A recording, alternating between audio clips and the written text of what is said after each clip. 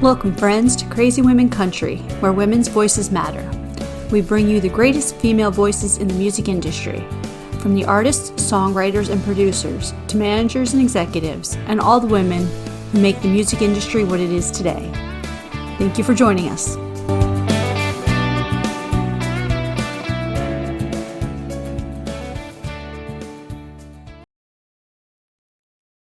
Hello and welcome to another episode of Crazy Women Country. And today we have the band Wanted with us. How are you guys doing? Fantastic! Great. It's great to be here. Good. We finally got you on the show. Finally. So you're taking a few attempts. All good. Okay, so the hardest question you're ever going to be asked. Who is the band Wanted?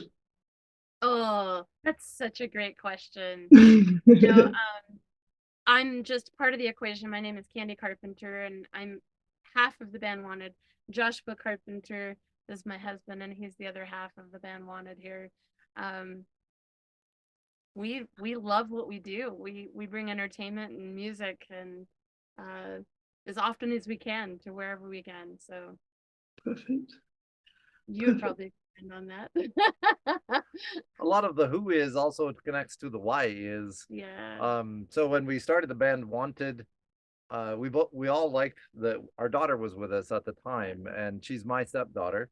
We had been talking about how family was not necessarily always the blood relations, but sometimes just the people that wanted you. Mm. And so we wanted the name Wanted, and so we were going to form the band called Wanted, and then that's when the smart leader took over and checked to see if there was any copyrights. And of course, all of the names Wanted. There's a British band that's very popular named Wanted, I think, yeah, or the Wanted Band or something. So the band Wanted was not copyrighted by anyone. So then it became, as we learned how to market this and do this business we'd never done, it also became our marketing mantra. We go where we're wanted. Because we learned that not everyone wants to pay you, and one of the ways you know if you're wanted is if they want to pay you. I love that. That's a great theory behind it, though. I love that. I love hearing how people get their names, because some of them are just so unique, or it's just sort of popped in, and it's just or something they just looked at, and that's it. The names just come out. It's amazing. It's great fun. I love that. So before we started the interview, we were talking about Tombstone and the video. Now tell me, the video is just awesome. Yeah, tell me more about that. Tell me about the video. So we were on tour as a touring band in our tour bus, and we're actually in the front of our tour bus now doing this interview. But we were on tour, and we actually just finished up a contract here in Tombstone when the pandemic happened in 2020. And Nice. so our tour bus literally stopped here in Tombstone. So all of our live shows, we didn't know what the next step was. We had all this time to spend here in Tombstone, which we'd never had before. And so it really gave me an opportunity to write music, and I just kind of absorbed the town as it was for the last 4 years. And so the song started 4 years ago, but just this last summer, it just felt like the right time to release it.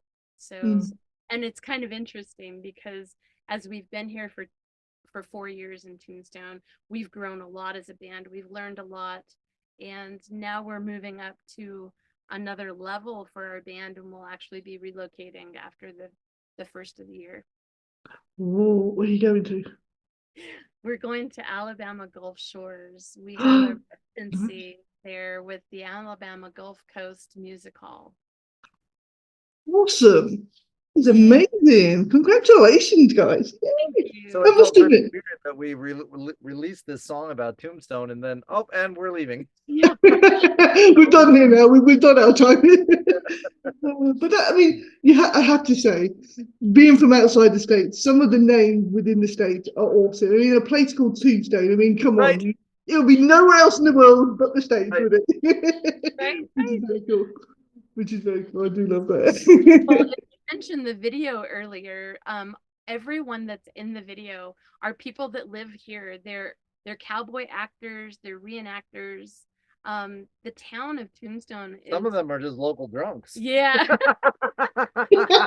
Better. It's very authentic. I love it. Yeah. And it was filmed in, the bar scene was actually filmed in Big Nose Cage, which has been here for generations. Which is in the movie Tombstone because Yeah. it has been here that long. Yeah. It's just So, awful. I mean, the video really incorporates everything there is about Tombstone. Everything was filmed downtown in the historic district. So if you were to come to Tombstone today, that's exactly how everything looks. I'm gonna have to come to Tombstone now. Yeah. Just to say I've been to Tombstone, that's just, you know what I mean? One of the things I love about Tombstone that your viewers might be interested in is the National Historical Landmark. So you can go to Deadwood, South Dakota, all these different places around the country and see these pop-up touristy. You were talking about Spain and the tourist side of Spain. It's the same here. You can go to a cowboy McDonald's, basically, right? It's not very exciting. It's sort of like Disneyland on steroids, but Tombstone is quite different, right? It's a historical landmark. So when we first visited here, I thought, what a crappy place. The lighting's bad. All the streets are dusty. The boardwalks look like they need to be replaced. Yeah, because they can't change anything. So the only thing they can do is repair things once they've broken down so bad. So the real old stagecoaches are driving through town. The boardwalk sounds hollow when you walk on it. It's just really cool. And it grows on you over time because you're like, yep, nothing has changed. That is awesome. It's like walking through an old movie, Yes, yes. It is. Yep. That is it. I have to come there now. I have to come to Tombstone now. Just to say I've done it. To say I've done it. That is awesome. That is very cool. The other thing that's cool about Tombstone, I guess, that makes it a little bit more realistic is that the people that live here are just like cactus, right? The plant here. They're all just struggling to make it on tourism. So they're just as much a character as they were 100 years ago. When we first started playing at one of the places here 5 years ago, I saw this little handbill, this little newspaper on the bar, and I thought all these touristy places I'd been around the United States all had these little handouts, and it was just to get you to buy something, etc. And I thought, oh, another one of those. But it had a news article on it. I'm like, oh, that must be some sort of funny news article to get you to buy something. And it was about some guy getting drunk and staggering out of a barbecue joint. I think it was Puny John's barbecue joint. And he'd gone to show his buddies how he could quick draw and accidentally shot himself in the leg. It grazed his thigh because he was too drunk and didn't get the gun out. And one of the waitresses was happening by, and we'd gotten to know her in the couple of weeks we'd been there. And she said, oh, yeah, I know that guy. He's an idiot. It's their newspaper. Like, it's actually what's still happening here today. Oh, my God. It's just awesome. Almost anyone you speak to that's dressed in cowboy or cowgirl clothes, they'll have a story, and they'll be quite the character. Oh, that is just so cool. That just sounds They're awesome. probably living in a tent down by the river, or maybe in their RV across the way, like they're all just characters. I love it. I love it. They just live in character all year round. That is very cool. Yes. Very cool. Being a cowgirl all year round. I could do that. I could do that. So I was looking through your website, and I see that you won Vocal Duo of the Year twice. We did. How awesome is that? Last year and this year. I know. So tell me all about them. So we became members of ISSA 2022, and it's an organization that's growing rapidly. Really great relationships with other singer-songwriters, just building friendships and relationships. But we were nominated, and what's really cool about this award show is that you're nominated, and then your fans have to vote on you for a whole month, which makes you a finalist. And then it goes to a panel of judges that are your peers. Just a studio band or just working out of your bedroom and you don't have any fans, you're not going to make it through to the final. But it's really a great experience. And, even being judged by your peers, there's so much talent. We were so grateful to come away with anything this year because it just gets better and better. It's just the talent out there that you're competing in is just mind blowing, so much talent. It shows you. Oh, hey, look at that. See, he's one we made earlier. Very relevant. I did I bring it. love I that. put it That in is front of awesome. him. The So black. you can kind of see. Yeah, that is awesome. I love it. He's just sitting there, but she was ready for that. She was ready for that. That was cool. But it must be an amazing feeling for you guys knowing that your fans have voted for that whole month to get you through to the last bit. So it shows you what an amazing fan base that you've built up and how loyal they are. Because, you know, fans can be fickle. We're all terrible for that, aren't we? For bouncing from artist to artist. So it's amazing that you can keep your fans and obviously grow that fan base. That is all her. So she's been working Facebook since the pandemic. She really dug into how does this work? Because we had a Facebook following, but her engagement levels are above 50%, around 60% plus. That's insane. Insane. And it's much we learned from one of our early teachers that numbers on social media are not nearly as important as engagement. So you can have 10,000 fans, but if they're not even really noticing what you're doing, good for you. But if you've got 4,000 fans, that 60% of them are reading all your emails and clicking on all your things and commenting. And so that's all her. She is constantly creating content. It's hard work. Trying to keep up with it and everything, yeah. It really is. And I try to write music and market and book shows. I mean, we're completely independent. It's all you. At this point. Yeah. He's music production and does all the music production side, including sound engineering. He actually got to do the sound engineer position for the ISSA Music Awards pre-party and the after party here. So that was a really unique experience as well. We got to play for the pre-party, which was super fun. It was just, and play with artists we've never played with before. They didn't know our music. So we just got up there and we're like, what the hell, wing it. Just be you. Just be you. Yeah. That is awesome. I think music nowadays is definitely, I don't know if it's a lot harder, but with it constantly being there, isn't it? With social media, your Instagram, Facebook, Twitter, it's always in your face. You're always being pounded. If you don't see someone for a while, they disappear. People forget and they find some, you know what I mean? So it's a really hard world to be in. And obviously, back in the day, it was hard because they had to be out there and be noticed, where now everybody's being noticed, but it's being noticed in the right way. Right. So, you can get lost in the flood of music and entertainment out there. One thing that we've built over the last 4 years, and we've built it very strong, is a fan club. So we have, and they named themselves. It was really cool. They're called the Band Wanted Outlaws, which is very fitting for the Band Wanted. I think that works really well. It does. Yeah, they've been, and they're very encouraging. They're some of our strongest fans. It's a pay what you want subscription. And so then for that, then they get early merch. Every song comes out to them first.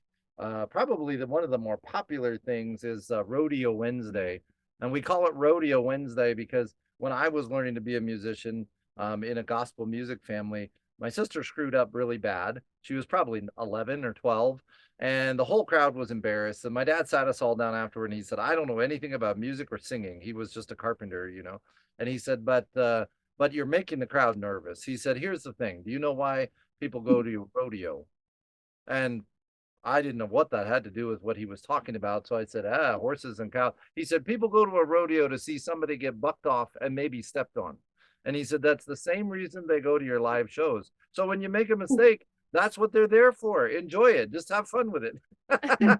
So we learned to do that. So telling that story over and over around the United States, the Outlaws created their little weekly show. So we broadcast from right here. In fact, you're sitting on the keyboard. You're the laptop that we're on the piano.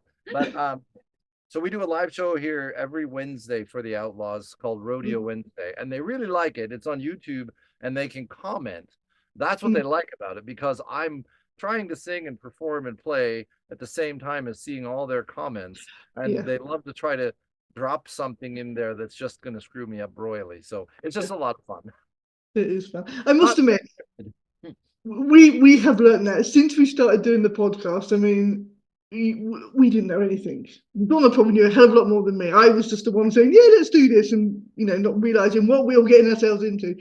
And the amount of mistakes that we've made, and we've kind of got to a stage now, it happened, whatever. We'll keep going, it's just fun, And we've kind of brought it into the whole being, crazy women. So if we make a mistake, it's part of the crazy. So it's good.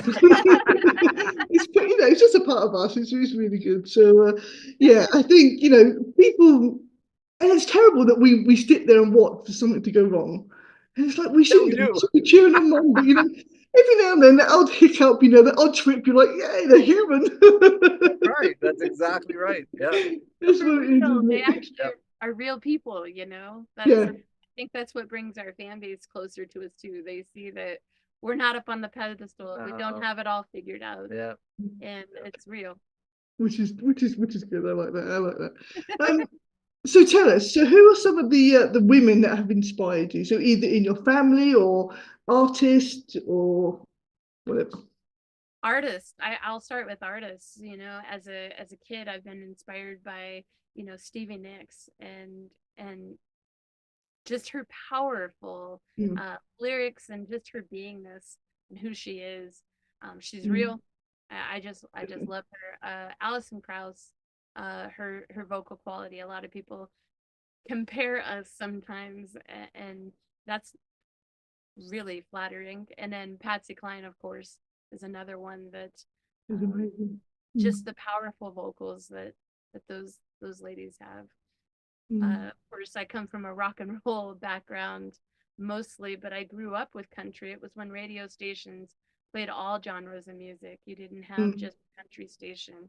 So there was rock and roll. There was, the Eagles and Journey and, Creedence Clearwater Revival, CCR. So those influence as well.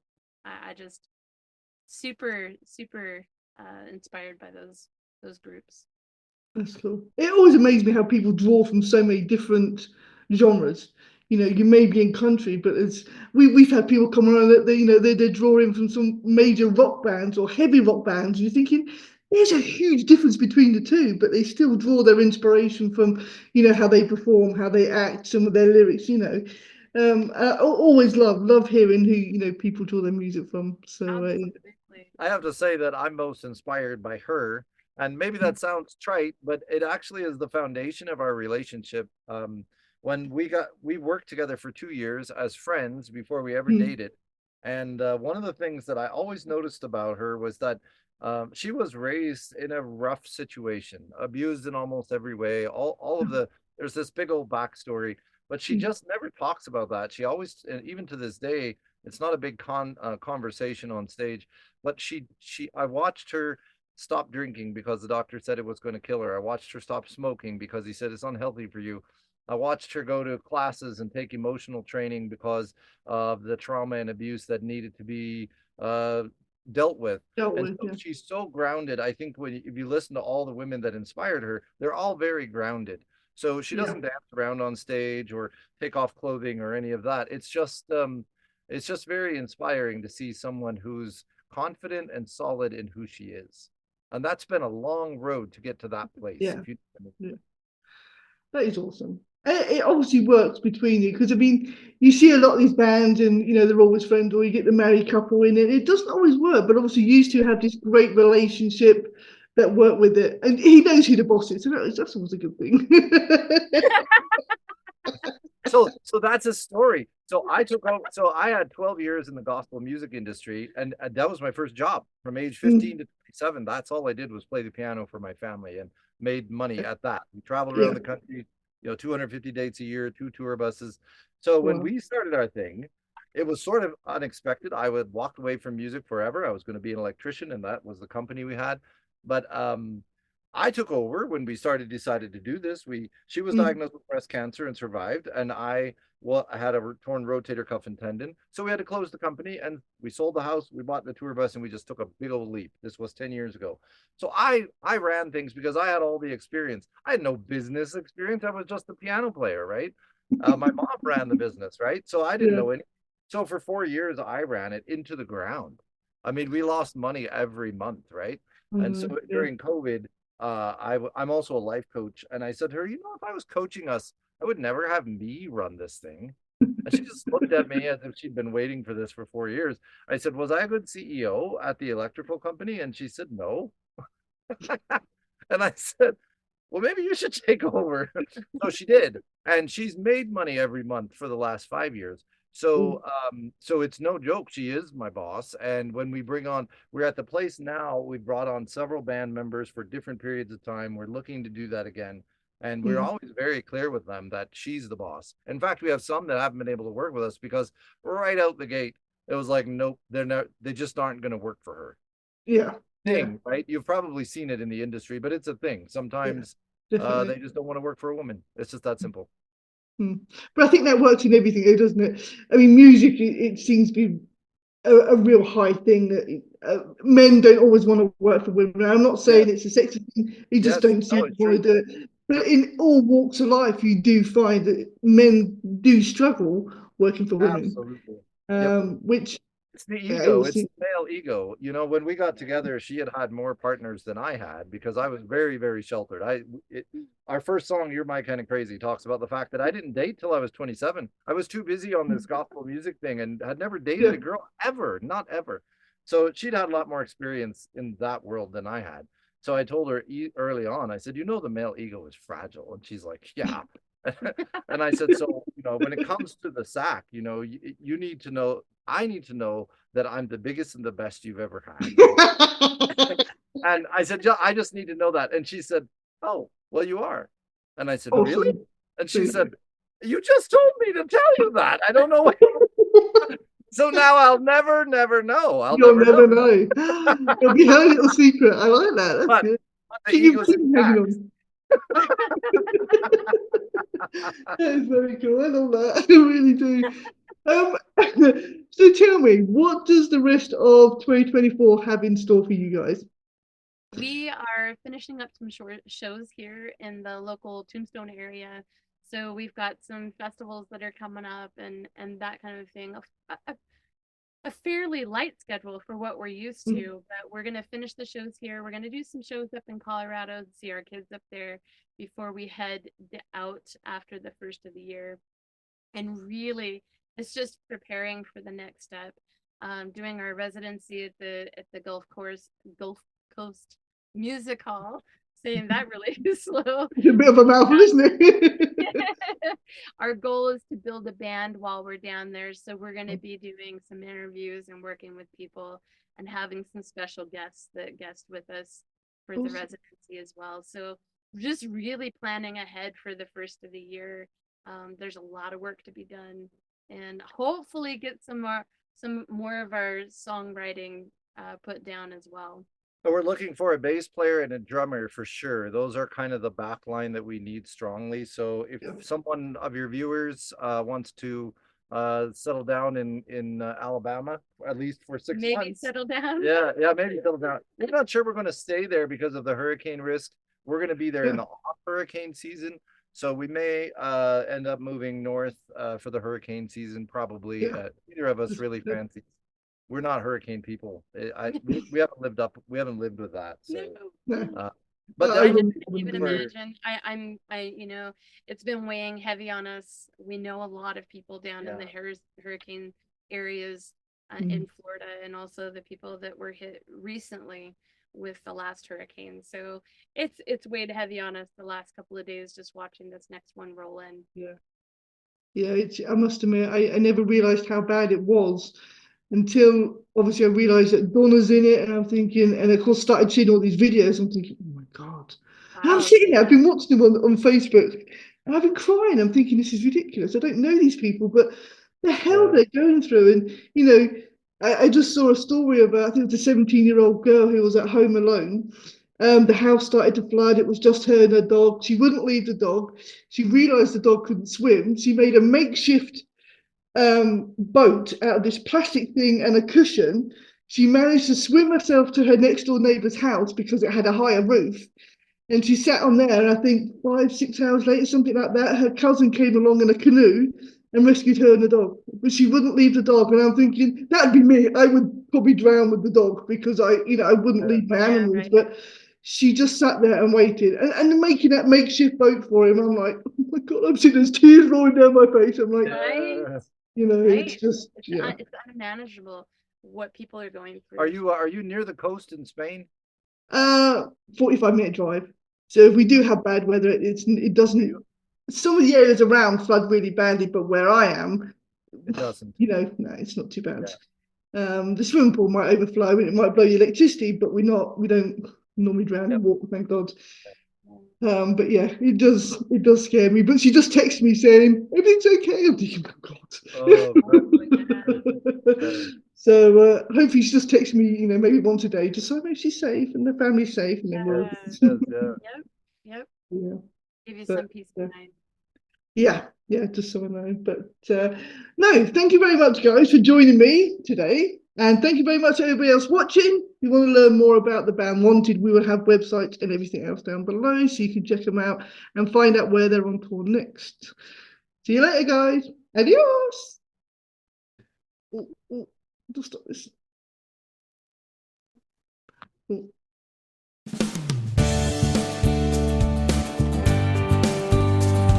If you enjoyed today's episode of Crazy Women Country, don't forget to give us a thumbs up. Be sure to click the subscribe button for new interviews weekly. And thank you, friends, for joining us today on Crazy Women Country, where women's voices matter.